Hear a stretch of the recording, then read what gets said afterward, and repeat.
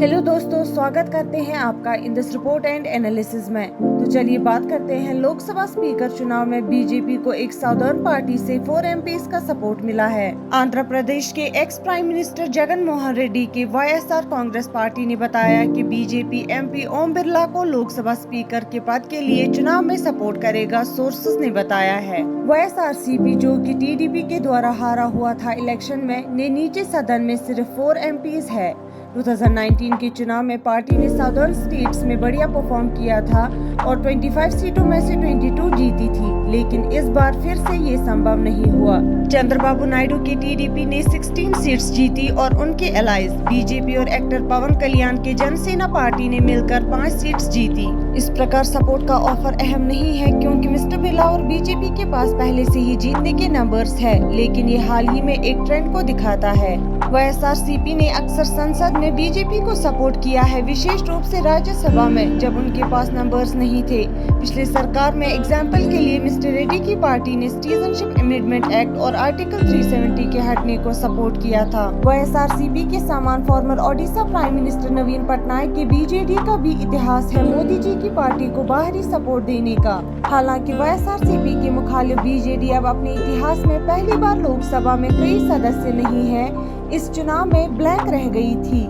जरूरी हो या ना हो, बीजेपी के पक्ष में 4 और वोट्स मिस्टर बिरला को 297 एमपीज की सपोर्ट से लाने में मदद करेगा, जिससे उन्हें और भी आगे बढ़ावा मिलेगा। बीजेपी के पास पहले से 240 वोट अपने एमपी से और एनडीए पार्टनर से 53 वोट्स है, जिनमें से 16 वाईएसआरसीपी के राइवल चंद्रबाबू नायडू के टीडीपी के है। दूसरी तरफ अपोजिशन के पास 232 एमपीज है। स्पीकर के चुनाव में सिंपल मेजॉरिटी पर निर्भर होता है। मिस्टर बिरला, जो 17th लोकसभा में भी स्पीकर थे, केरला के मेलविकारा से कांग्रेस के 8वीं बार के एमपी कोदलीकोनल सुरेश के खिलाफ है, जो कि ज्वाइंट इंडिया अपोजिशन ब्लॉक के उम्मीदवार है। मिस्टर सुरेश के उम्मीदवार होने से पहले एक टेंस समय था सुबह। बीजेपी ने अपोजिशन से समझौता करने के लिए उन्हें पास किया मिस्टर बिरला के लिए स्पीकर के रूप में, पार्लियामेंट्री ट्रेडिशन के अनुसार, जिसमें पोस्ट चुनाव के लिए समझौता द्वारा भरी जाती है। अपोजिशन ने इशारा किया कि वो मिस्टर बिरला को सपोर्ट करेंगे जब तक डिप्टी स्पीकर के पद पर किसी नॉन बीजेपी एमपी को दिया जाए। राज्य सरकार ने ये कहा कि इस समय डिप्टी के पद के लिए नॉमिनेशंस को कंसिडर करने के लिए तैयार नहीं है और इंडिया ब्लॉक के नेताओं से कहा कि पहले ओम बिरला को स्पीकर के पद के लिए सपोर्ट करें। अपोजिशन ने इसके बावजूद खिलवाड़ से इनकार किया और दोपहर के 12 बजे के समय तक खबरों में आया कि कांग्रेस के सुरेश को मिस्टर बिरला के बदले में पेश किया जाएगा। अपनी नॉमिनेशंस जमा करने के बाद मिस्टर सुरेश ने प्रेस को कहा, ये पार्टी का फैसला है, मेरा नहीं है। एक परंपरा है कि डिप्टी स्पीकर अपोजिशन से होगा, लेकिन वो यानी बीजेपी इस पर तैयार नहीं है। हम 11 बजे तक इंतजार कर रहे थे, लेकिन कोई जवाब नहीं मिला, तो हमने नॉमिनेशन फाइल कर दिया।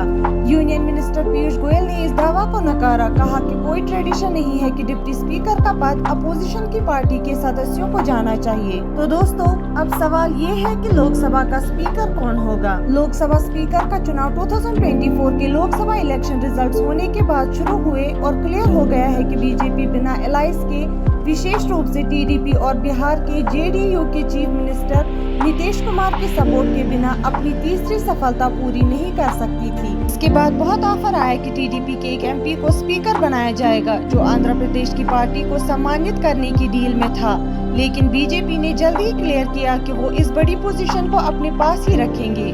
फिर ये चर्चा शुरू हुई कि बीजेपी भर्तृहरि प्रताप को अपॉइंट कर सकती है, जो कि ओडिशा के कटक से है और जिसमें पार्टी ने पहली बार ईस्टर्न स्टेट में सरकार बनाई थी। कांग्रेस, जो मिस्टर सुरेश को प्रोटेम स्पीकर बनाना चाहती थी, उन्होंने बीजेपी पर मिस्टर मेहताब की अपॉइंटमेंट पर तनकीद की। Senior leader KC. वेणुगोपाल ने इससे डेमोक्रेटिक नॉर्म्स को तबाह करने की कोशिश कहा। हमारे साथ बने रहने के लिए शुक्रिया। मिलते हैं अगले वीडियो में, तब तक के लिए अपना ख्याल रखिएगा।